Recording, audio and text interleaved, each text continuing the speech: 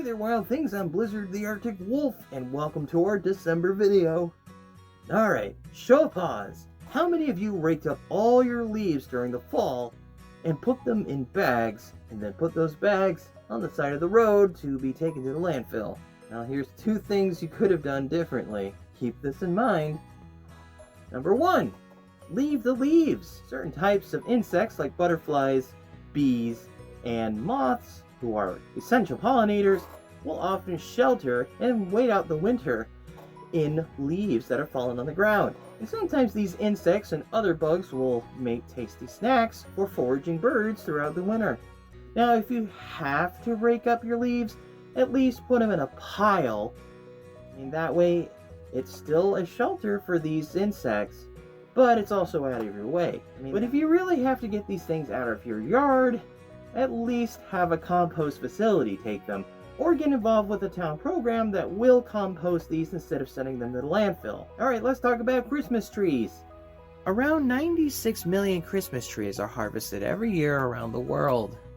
It's safe to say, that's a lot. Millions upon millions of those trees will end up getting thrown in the trash and sent to the landfill.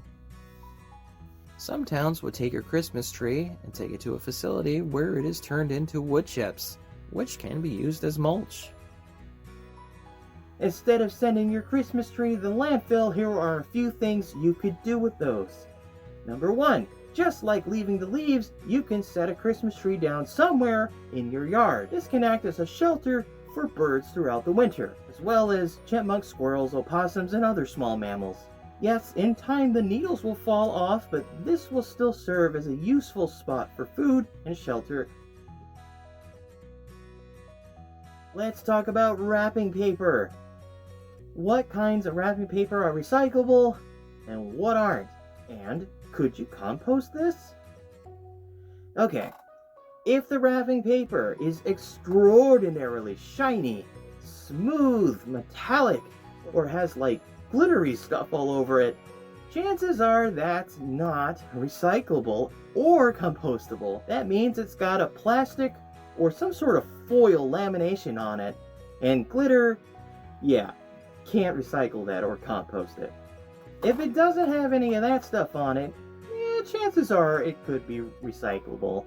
If you end up getting some eggnog or cookie crumbs on your wrapping paper, it probably can't be recycled after that. So compost it instead. Let's talk about wildlife.